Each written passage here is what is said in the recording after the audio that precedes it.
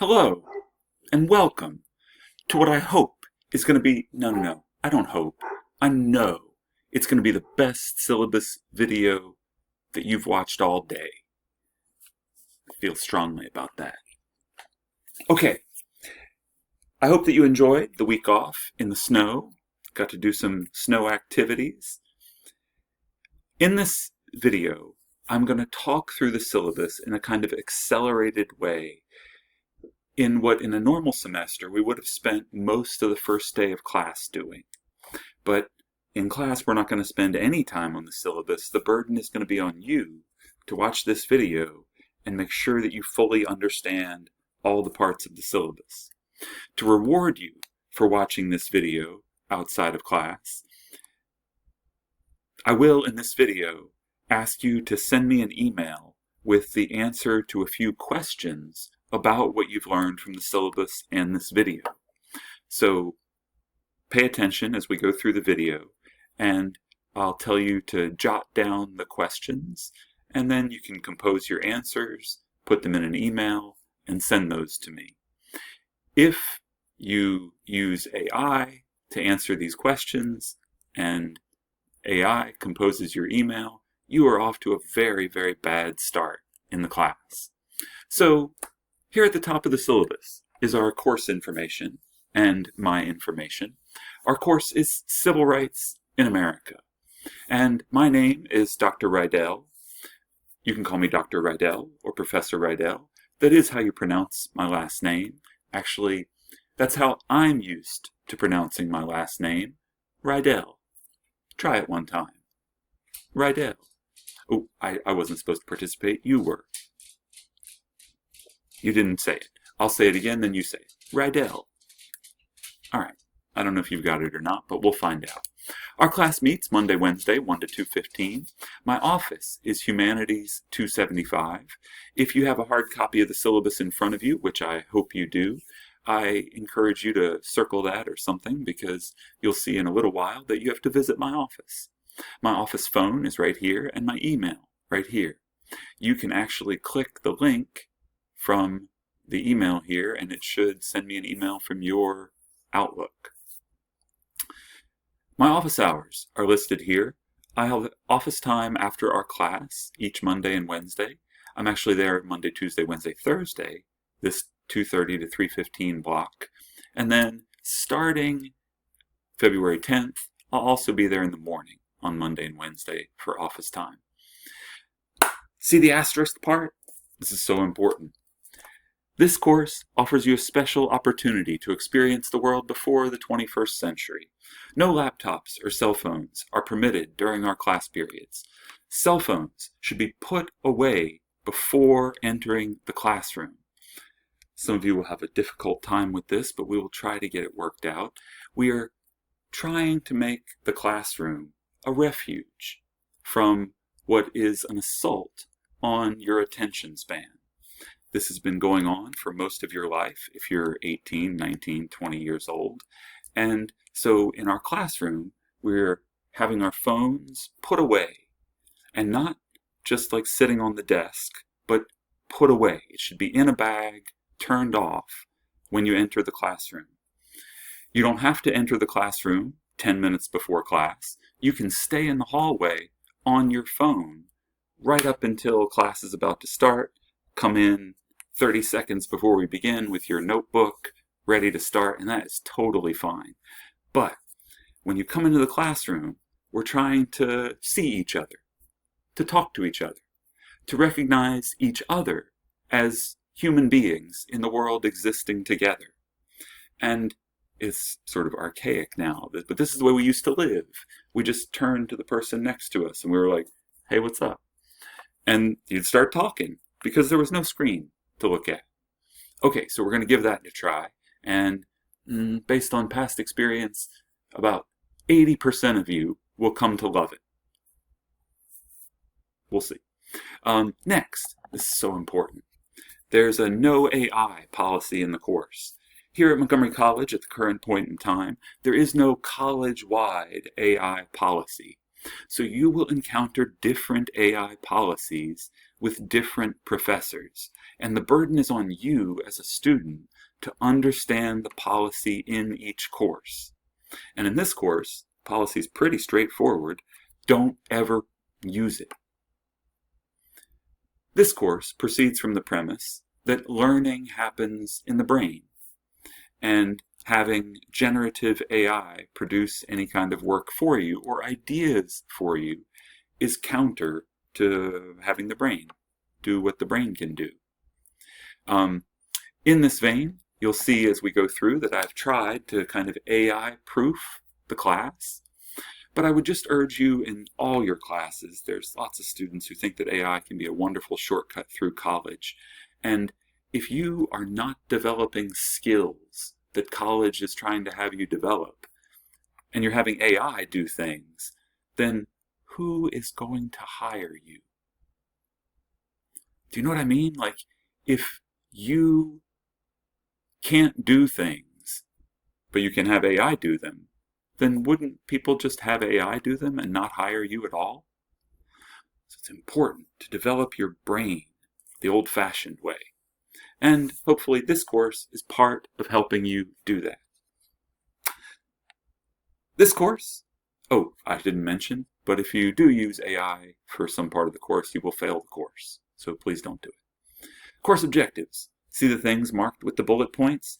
You have to be able to do those things by the time we pass the class. Pass the class? By the time we finish the class. And hopefully, you pass it. There's a Gen Ed statement here on page 1. This course is what's called a twofer. It fulfills the humanities distribution requirement and the global and cultural perspectives requirement. If you didn't know that you were knocking out 2 requirements with 1 course, well, it's kind of like you got lucky. Then there's an important information for students webpage that the college has constructed. You can click the link here and it'll bring you to that page. And just like that, we're on page 2. It's pretty amazing. At this point, I'm going to ask you the first question that I want you to send me the answer to when you compose that email. There will be 5, I think 5, of these questions as we work our way through this video. The first question, pretty straightforward. What's the cell phone and computer policy in this class? There. So just jot down a little answer to that. You can put that in the email that you'll send to me, but don't send it yet. There's more questions as we work our way through. On page 2, there's a little bit about the Americans with Disabilities Act. If you have any kind of disability that needs accommodations, make sure you talk to the college's DSS office, link right there in the syllabus. And then, so important, that you meet with me to discuss your approved accommodations. You can't just email me a letter. We have to discuss a plan to make sure that you have what you need so that you can be successful.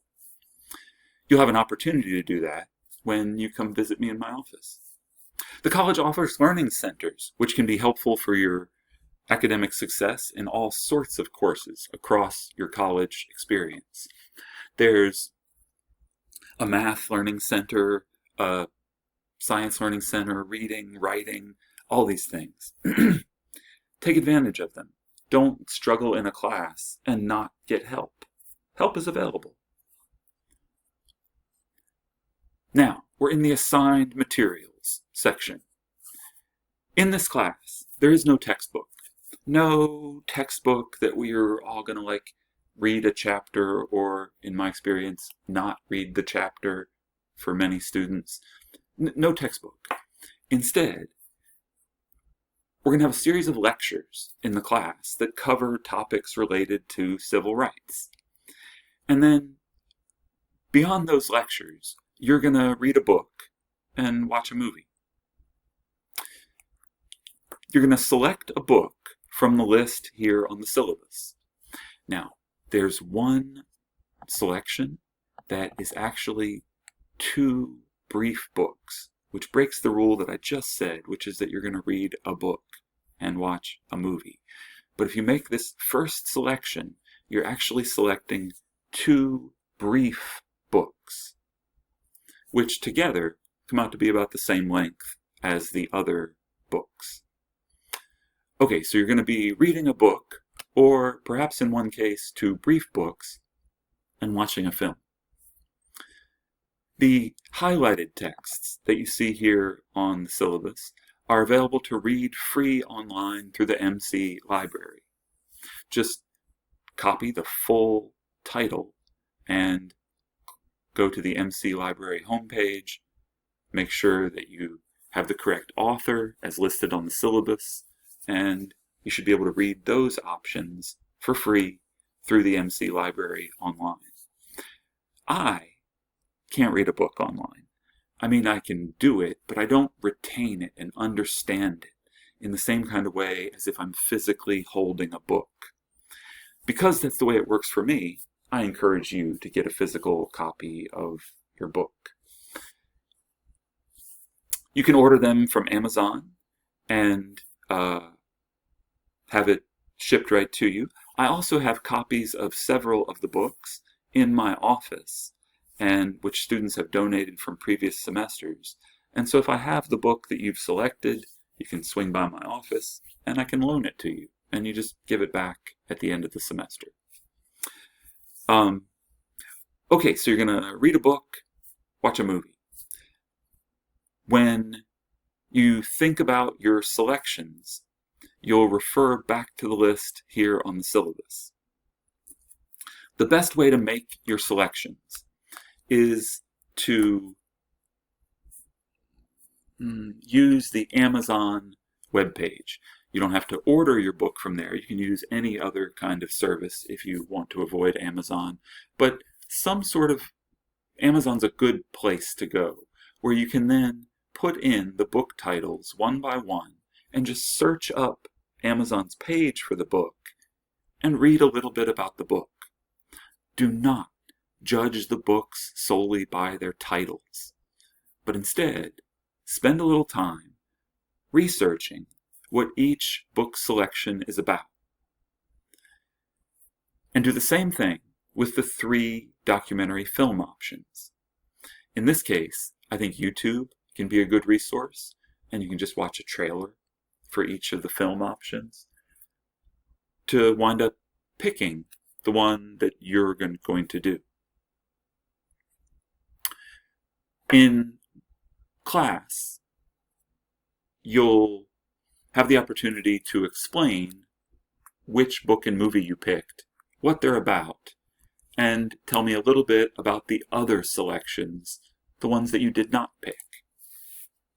We'll talk more about this when we get to the course schedule part of the syllabus in a few minutes. But look at us. We are on page 3. Give me a high five. Thank you. All right, so here we have the grade for the semester. Sometimes the grade is interesting to students. Your grade for this class is out of 1,000 total points. And right now, you have 0. So right now, well, you don't just have an F, you have nothing. But that's the way a class works, is that as the class goes on, you sort of accumulate points. And so, because there's a 1,000 total points possible, if you make it to 700 points by the end of the semester, you'll get a C. If you make it to 800 points, you'll get a B. 900 points, you'll get an A. So here are the various components of that grade. First, the office visit. Remember I told you when you started to circle my office location? That's because one of the first things you have to do is come see me. This is just to make sure you know where my office is, how to get there, and when I'm available there. This is really convenient for our class because I have office hour time right after our class. So come see me. We'll talk a little bit one-on-one, and it'll give me a chance to address any questions you have, and it'll help you feel better about coming to my office later in the semester when you have questions or need help. Because the point of office hours is that your professor is sitting there available to help you, and you should take advantage of that. Okay, that's a little grade. 10 points. 10 points out of that 1,000 points total. Next is a big grade. Class participation is 180 points. And this involves more than simply attending class, although you can't get any participation points if you don't attend class. Class participation is graded daily. So each day we have class, you get a score. And at the end of the semester, I'll drop your 2 lowest scores.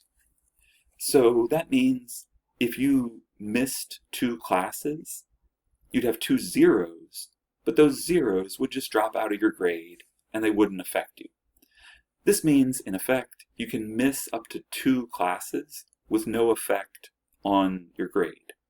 But if you attend every class, then I drop whatever are your 2 lowest scores.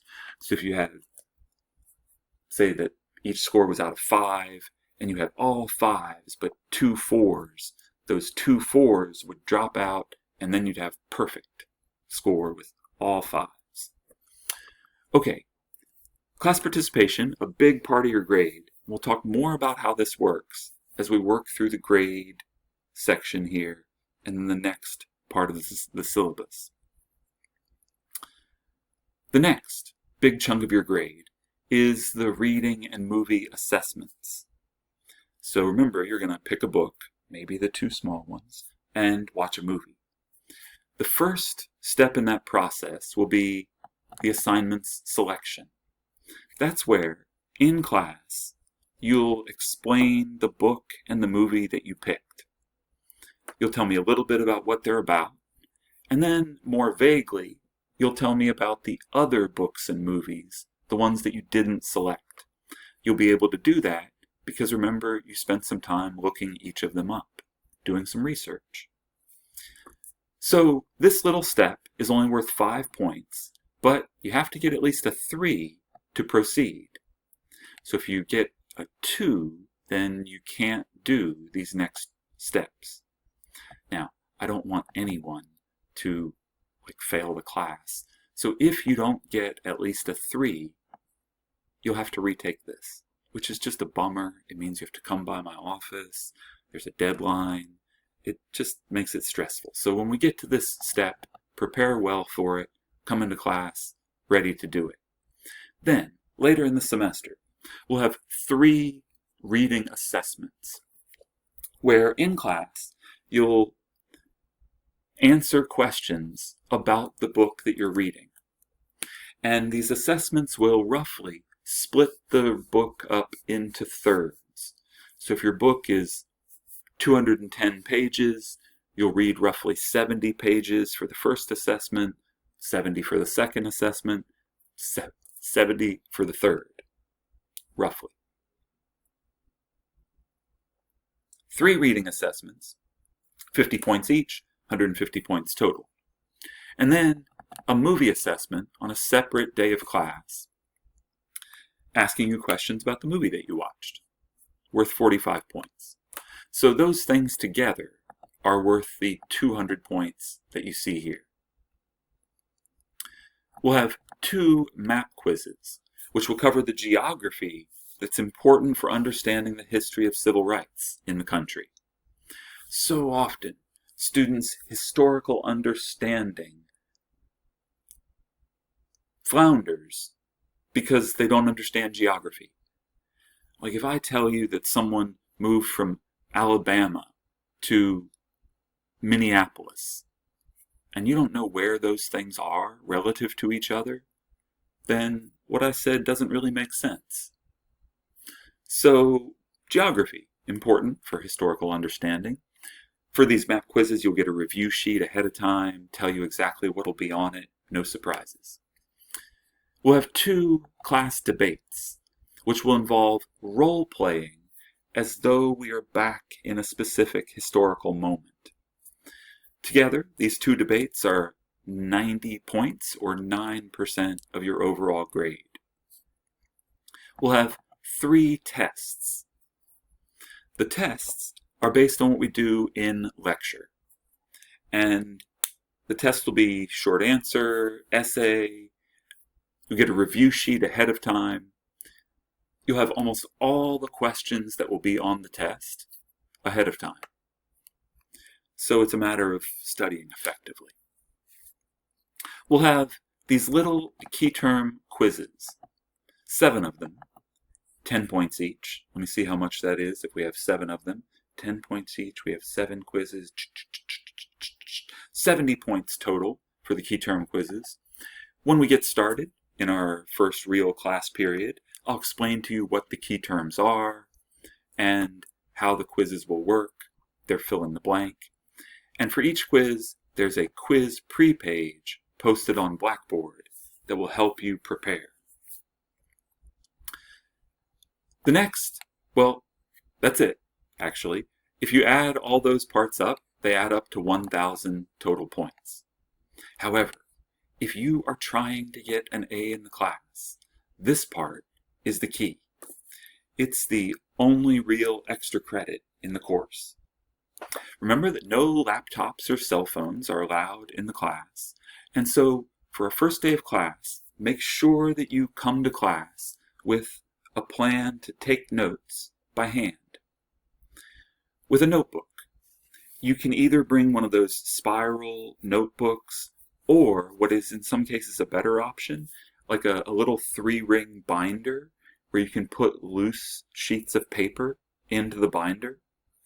That can be a better option for reasons that won't fully make sense until we get going in the class.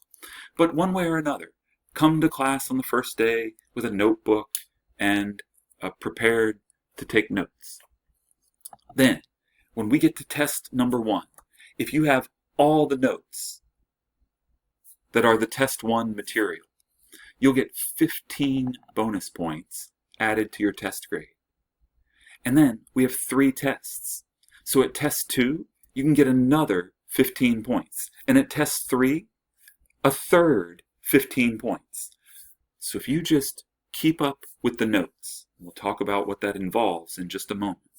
If you keep up with the notes, you can get 45 points extra credit. What? Oh my gosh. Is that serious? Is that for real?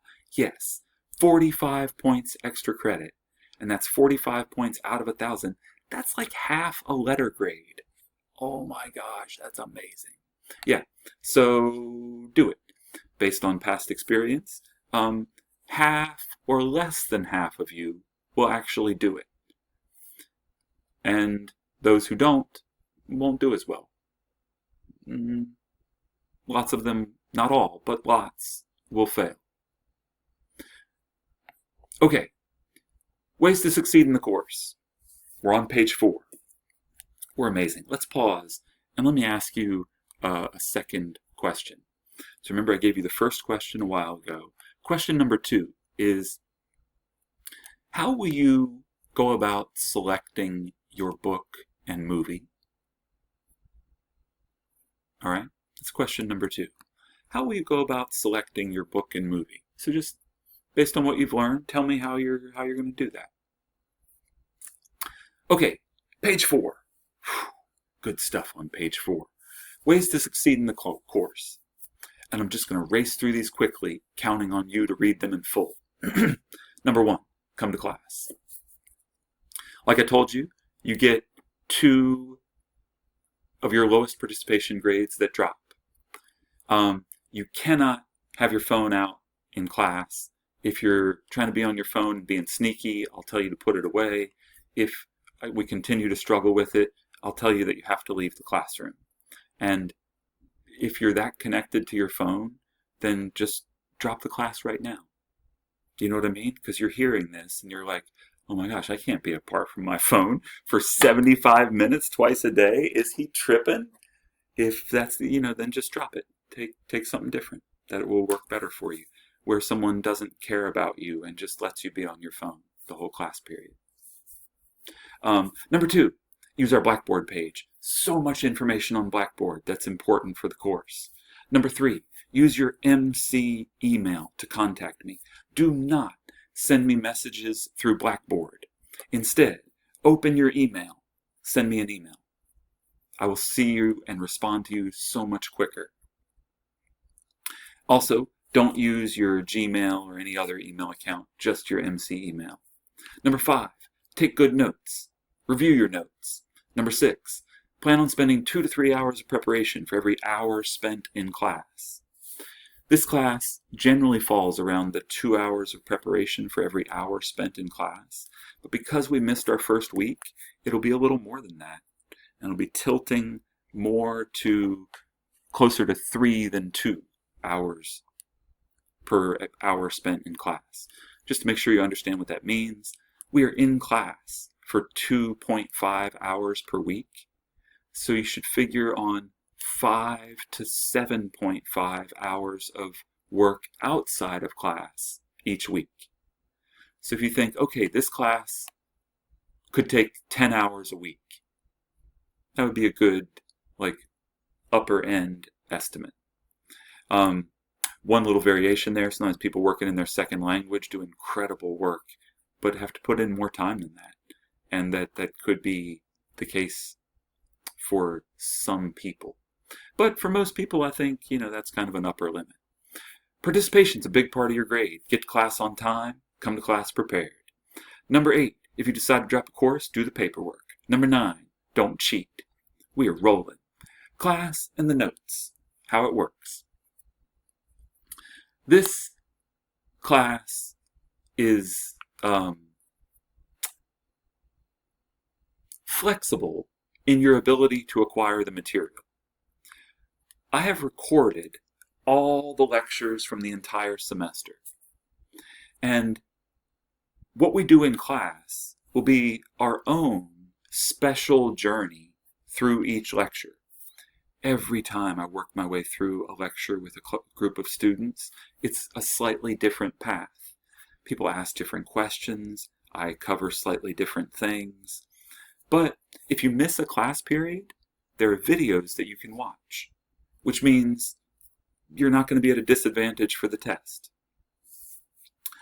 There are also going to be lecture videos that everyone has to watch outside of class.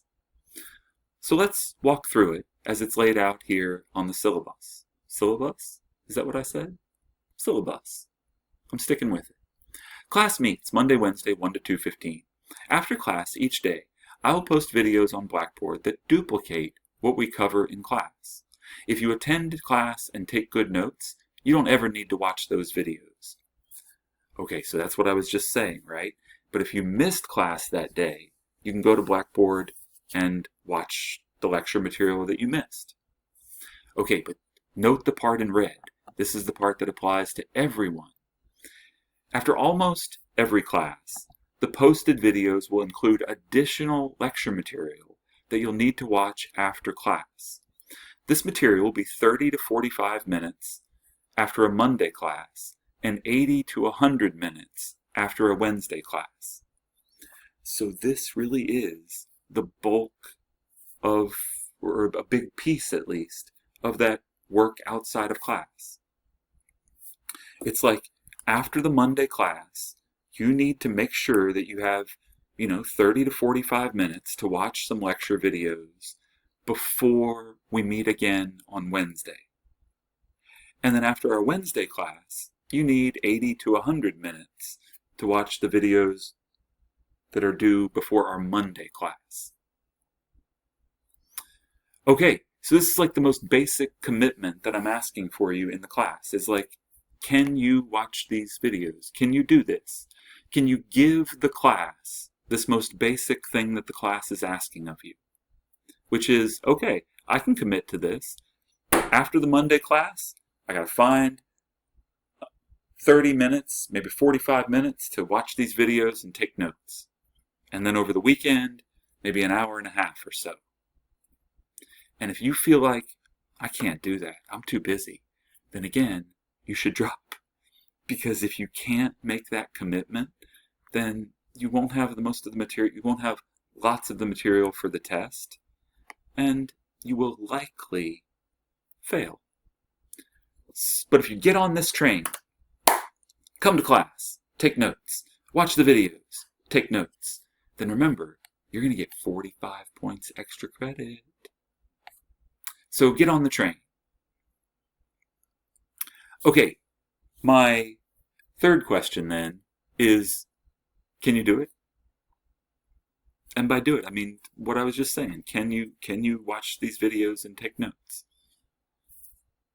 If you're really slow at taking the notes, maybe you need an hour after the Monday class and 2 hours after the Wednesday class, like over the weekend. And that's my third question to you.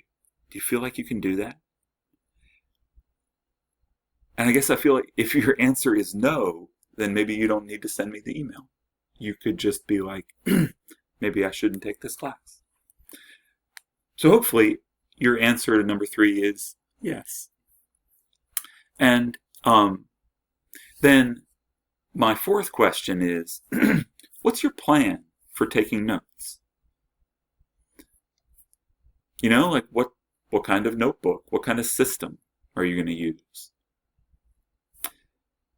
All right, last, the course schedule. The course schedule is one of the most important parts of the syllabus. It outlines what we're doing each day, each week. Now, the topics are going to be a little bit off as we struggle to catch up. But I did adjust the due dates in the first 6 weeks or so, making up for the fact that we missed our first week. Snow! So the lecture topics will be a little bit off for the first 3, 4, 5 weeks as I struggle to get us caught up and on track with a regular semester. But here's what the course schedule shows you. Each week, what topic we're covering, and then if we're doing something in class that day, besides lecture material. And so you can see on our second Monday, that's when you'll do the assignments, selection, explanations. That's where I'm going to put a sheet in front of you, and you're going to tell me what book and movie you picked, and a little bit about the ones that you didn't pick. That's Monday the 9th, Wednesday the 11th, Key Term Quiz 1, Monday the 16th, Key Term Quiz 2, and the debate, which I put probably because we got to be a little flexible with the snow schedule. We'll figure it out. There's nothing you need to do for the debate ahead of time except your normal job, which is come to class, take notes, participate, watch the videos, take notes. Test 1, Quiz 3, and so on. You can see this brings you all the way through the semester.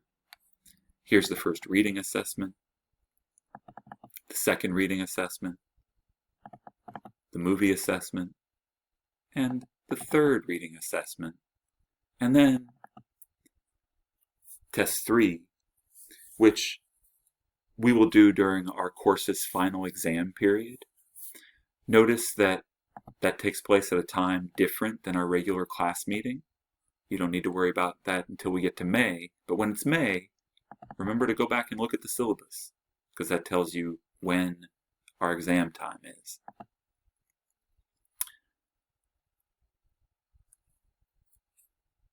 Then, on page 6 and 7, college-wide policies and procedures. Ooh, those weren't words. College-wide policies and procedures. I did it.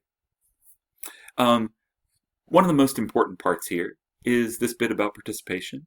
As I mentioned to you earlier, your 2 lowest participation scores are dropped at the end of the semester, which means you can miss 2 classes with no penalty. But please note that if you miss 7 classes, you will receive an automatic F. So if you're that person who just can't get to class, then you can't make it. It's not going to work. So come to class. Withdrawal refund dates, you can find those in Blackboard, or MyMC rather, following the directions here. Audit, DSS, veteran, delayed, closing, communication, sexual misconduct, we're against it. Pregnancy, we support it. Important links for students here. Let's see. One last thing that I feel like I want to emphasize to you is that, as we were talking about here, there'll be these videos that you watch outside of class, right? So you'll come to class on Monday, then take notes with these videos that you watch outside of class. Then in our next class period, I'll start by asking you some questions about what was in those videos that you watched outside of class. And for this part of class, it's absolutely fine to have your notes right there in front of you, your notebook open. It's not like I'm quizzing you that you memorized everything. I'm verifying that you watched the videos. So I'll ask you like basic questions that should be in your notes. And if you watch the videos and took notes, you'll get a perfect score. And if you didn't, you won't know what I'm talking about and you'll get a 0. And that little exercise where 5-10 minutes at the beginning of class where I ask students some questions from the videos, that is a big part of your participation grade. That's this sentence right here. Watching the lecture videos assigned outside of class is a critical part of the participation grade. I thought that would make more sense to you now that we've explained how the lecture videos work. Okay, so this brings us to the end of this incredibly exciting video. My final question for you, question number 5. How will you avoid being surprised that there's a quiz or an assessment taking place in class that day? All right, so I gave you 5 questions as we worked our way through this video. If you wrote down little handwritten responses, that is wonderful. Feel free to just take a picture of that piece of paper and send it to me by email. If you typed your responses, feel free to just send me an email with those typed responses. And if you send me that email with your answers to the 5 questions before our class meets on February the 2nd, is that right? Whatever. Our first class meeting, if you send me the email before then, you get 2 bonus points. And then you have the highest grade in the class. So make it happen. I look forward to meeting you and going on this adventure with you through the history of civil rights in America. I'll see you in class.